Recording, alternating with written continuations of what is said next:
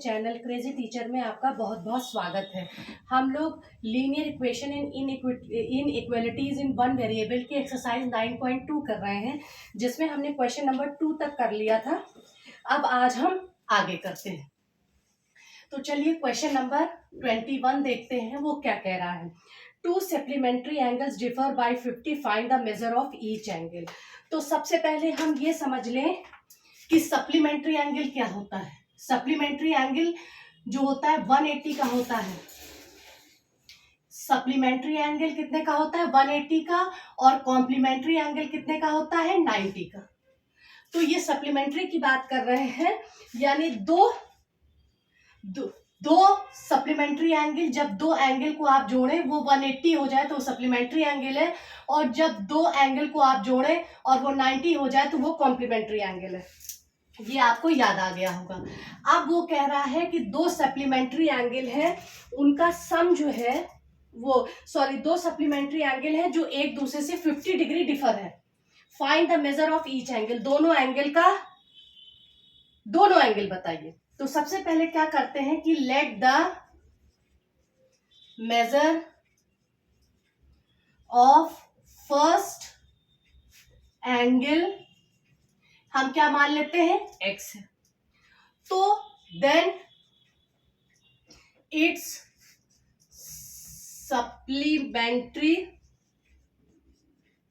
Angle या second angle क्या होगा? हमें पता है दो एंगल का सम 180 होता है, तो वो सप्लीमेंट्री होते हैं। तो हम 180 में से अगर हम इस x को माइनस कर दें तो क्या आ जाएगा? दूसरा सेकेंड एंगल हमें पता चल जाएगा। अब अकॉर्डिंग टू द क्वेश्चन क्या है कि दोनों एंगल एक दूसरे से 50 डिग्री डिफर कर रहे हैं, यानी x minus 180 minus x is equal to 50 degree. अब ब्रैकेट खोलेंगे, x minus plus minus 180 degree minus minus plus x is equal to 50 degree. ये प्लस x, तो ये 2x minus 180 degree is equal to 50 degree. तो 2x is equal to 180 घूम के इधर आएगा, प्लस में हो जाएगा। तो अब क्या हो गया? 2x is equal to 230 degree.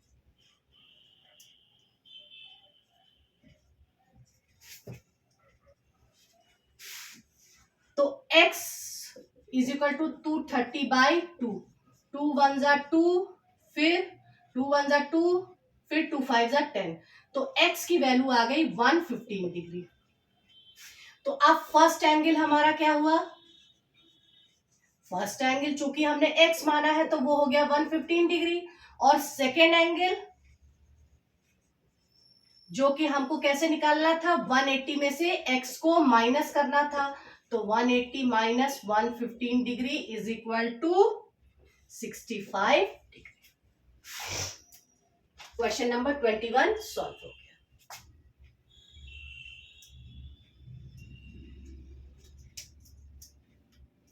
अब क्वेश्चन नंबर 22 देखते हैं।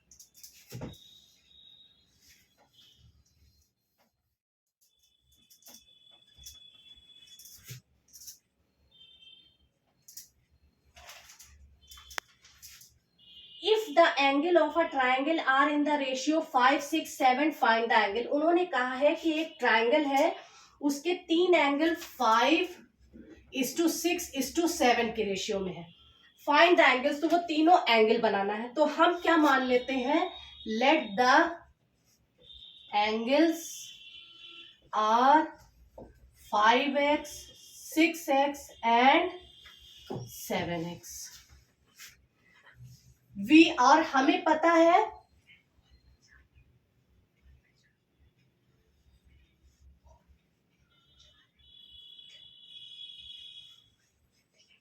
वी नो दैट, हमें ये पता है कि एंगल के किसी ट्रायंगल के तीनों एंगल का सम क्या होता है? 180 डिग्री होता है। तो हमने इन तीनों का सम मान लिया 180 डिग्री। अब इसको बस सॉल्व करना है। 6 और 5 11, 7 और 11 18, 180 degree. x is equal to 180 degree upon 18, तो x की वैल्यू आ गई 10 डिग्री। अब फर्स्ट एंगल कितना है 5x is equal to 5 into 10 degree is equal to 50 degree. Second angle कितना है 6x is equal to 6 into 10 degree is equal to 60 degree. Third angle कितना है 7x is equal to 7 into 10 degree is equal to 70 degree. Question number 22 solve.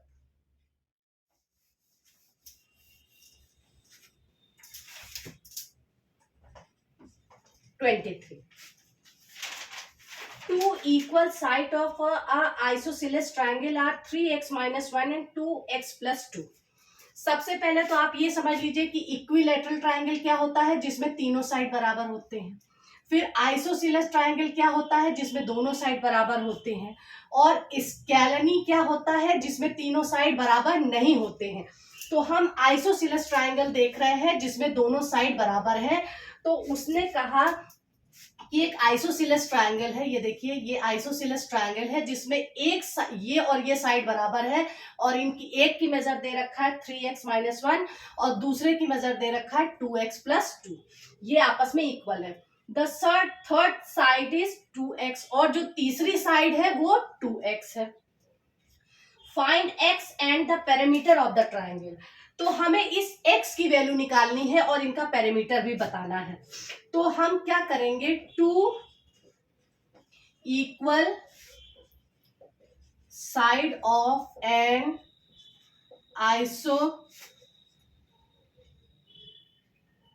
Isosceles triangle are क्या है 3x minus 1 and 2x plus 2 है, ये इन्होंने दिया है। इसलिए क्या होगा, दैट इज, इसका मतलब क्या हुआ 3x माइनस 1 और 2x प्लस 2 बराबर है, क्योंकि आइसोसेलेस ट्रायंगल में दो साइड बराबर होते हैं। तो हमने इसको ऐसे ले लिया। अब हम x की वैल्यू निकाल लेंगे। इसमें से 3x माइनस 2x, ये 2x इधर आया तो माइनस में हुआ, और ये माइनस 1 इधर गया तो प्लस हुआ, तो x इज इक्वल टू 3। अब हमें गिवन क्या है, गिवन दैट थर्ड साइड क्या है 2x है। Third side of triangle is equal to 2x। x की वैल्यू हमें पता है तो हम इसमें रख देंगे, तो ये हो गया 6 यूनिट।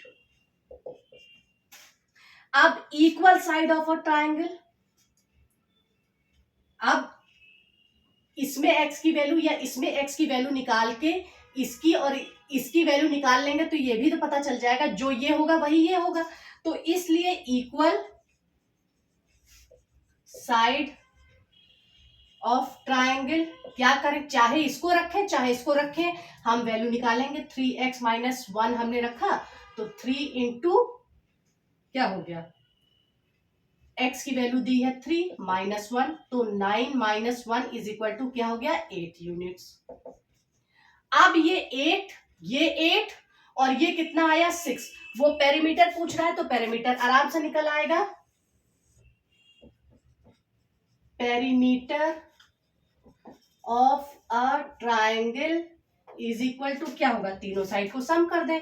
जब ये निकल आया, ये दोनों बराबर है, तो यानी 8 प्लस 6 16 प्लस 6 22 यूनिट्स।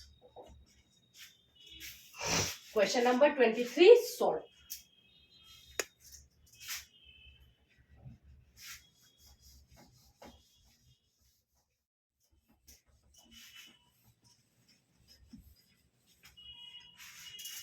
अब question number 24, if each side of a triangle is increased by 4, कह रहे हैं कि एक ट्राइंगल है, अगर उसके हर साइड को हम 4 इंक्रीज कर दें, the ratio of the perimeter of the new triangle and the given triangle is 7:5। तो जो नया ट्राइंगल बनेगा उसमें और पुराने ट्राइंगल में 7:5 का रेशियो होगा। Find the perimeter of the given triangle. तो जो ट्राइंगल आपको पहले से दिया हुआ है उसका पेरीमीटर बताइए। तो हम मान लेंगे let the perimeter of original, यानी जो गिवन है या गिवन ट्रायंगल क्या है, एक्स। अब उन्होंने कहा कि अगर हर साइड को 4 बढ़ा दिया जाए, if each side of triangle is increased by 4, then तब क्या होगा, the perimeter will क्या हो जाएगा, x प्लस 4 प्लस 4 प्लस 4। ये ट्रायंगल है ना, हमने इसका माना कि इसका टोटल पैरामीटर x है। तो अब क्या होगा कि इधर प्लस 4 बढ़ा, इधर प्लस 4 बढ़ा, इधर प्लस 4 बढ़ा, वो हमने इसमें जोड़ दिया। तो क्या हो गया, x plus 12।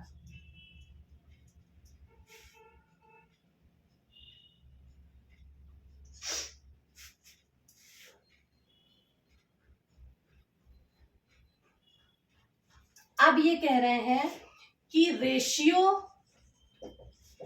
Of parameter of new triangle and given triangle क्या है, इज इक्वल टू 7:5 है। तो अब क्या होगा कि न्यू ट्रायंगल क्या है, ये है x प्लस 12 और गिवन कितना है, x है, और इनका रेशियो क्या है, 7:5 है। अब कुछ नहीं, इसको हम क्रॉस मल्टीप्लाई करेंगे, 5x plus 12 is equal to 7x। तो 5x plus 12 5 60 is equal to 7x। तो अब क्या होगा, 60 इज इक्वल टू 7x में से 5x गया, तो 2x इज इक्वल टू 60 और x बराबर 60/2 is equal to 30।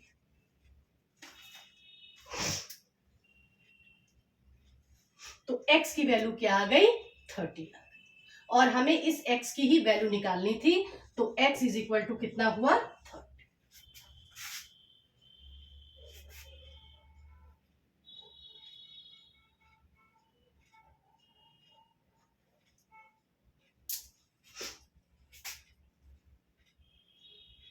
Question number 24 आपका सॉल्व हो गया।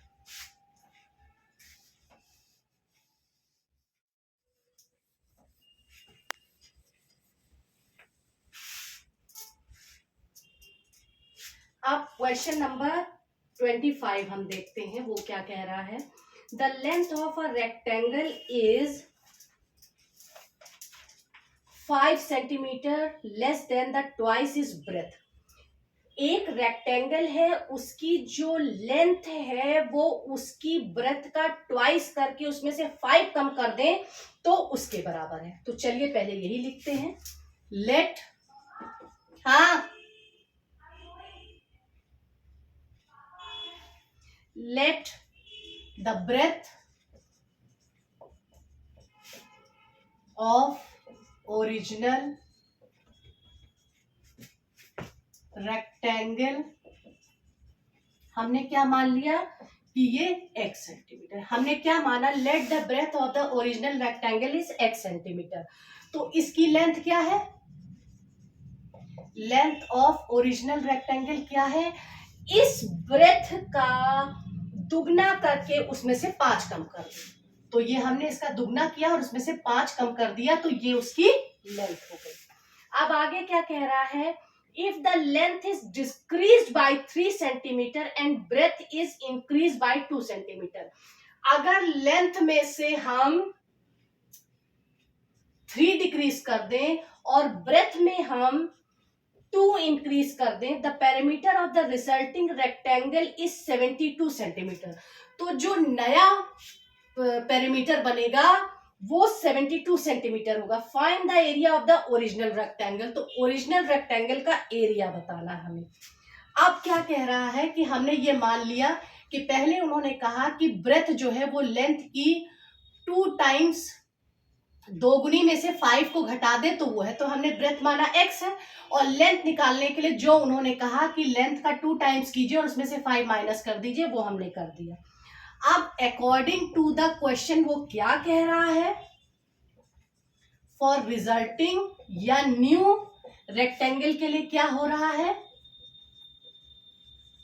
क्या चीज हो रही है कि जो लेंथ है, यानी जो ये 2x माइनस 5 है, इसमें से हम 3 घटा दें तो क्या हो जाएगा 2x माइनस 8 सेंटीमीटर। और ब्रेथ में कह रहे हैं कि 2 इंक्रीज कर दें, ब्रेथ क्या है x है, इसमें हमने 2 इंक्रीज कर दिया तो ये इतने सेंटीमीटर हो गई। अब उन्होंने क्या कहा कि तब जो अब ये जब चीजें हमने बढ़ा दी तो ये एक नया रेक्टेंगल या रिजल्टिंग नया रेक्टेंगल बन गया, और न्यू रेक्टेंगल, ये न्यू रेक्टेंगल बन गया या रिजल्टिंग रेक्टेंगल कीजिए। तो इसकी क्या है पैरामीटर 72 है, तो वो पैरामीटर क्या होता है 2l plus b is equal to 72 होता है। तो क्या है लेंथ क्या है 2x माइनस 8 है, और ब्रेथ क्या है x प्लस 2 है इज इक्वल टू 72। अब क्या है 2x और x 3x minus 6 is equal to 72। अब ब्रैकेट को हम खोलेंगे तो क्या होगा 6x minus 12 is equal to 72। तो अब हुआ 6x is equal to 72 plus 12, तो 6x इज इक्वल टू 84, और x की वैल्यू क्या आ गई 6 को इससे काटा 14, तो x की वैल्यू आ गई 14। अब x की वैल्यू हमें पता चल गई है, तो जो ओरिजिनल है उसका इन्होंने मेजरमेंट पूछा है और ओरिजिनल का ही एरिया पूछा है। तो जब हमें x की वैल्यू पता चल गई तो ये 14 हो गया, ये 28 माइनस 5 कितना हो गया 23 हो गया, तो हम एरिया निकाल सकते हैं। हमारे पास जगह नहीं है, हमें ब्लैक बोर्ड रब करना पड़ेगा, इसलिए एक बार इसे फिर ध्यान से देख लीजिए कि उन्होंने कहा कि एक रेक्टेंगल है जिसकी लेंथ जो है उसकी ब्रेथ का 2 टाइम्स करके उसमें 5 घटा दे तो लेंथ आ जाती है। तो हमने ब्रेथ x मान ली और लेंथ क्या किया उसका दुगना करके उसमें से 5 घटा दिया। अब उन्होंने कहा जो नया रेक्टेंगल बन रहा है उसका मेजरमेंट क्या हो जाता है कि अगर लेंथ में से 3 माइनस कर दें और ब्रेथ में 2 जोड़ दें, तो जो नया रिजल्टिंग रेक्टेंगल बन रहा है उसका पेरीमीटर 72 होता है। तो हमने पेरीमीटर को कैलकुलेट किया तो x की वैल्यू आ गई। जब हमारे पास x की वैल्यू आ गई तो हम इस ओरिजिनल का लेंथ और ब्रेथ निकाल सकते हैं, और फिर इस ओरिजिनल का ही एरिया पूछा है तो वो हम कैलकुलेट कर सकते हैं। तो हम इसको रब कर रहे हैं, इसके आगे हम करते हैं।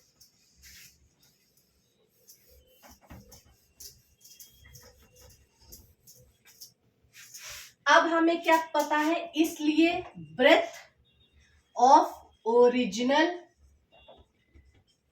रेक्टेंगल कितना दिया है x दी है तो बराबर 14 सेंटीमीटर, और इसलिए लेंथ ऑफ ओरिजिनल रेक्टेंगल क्या था 2x माइनस 5 था।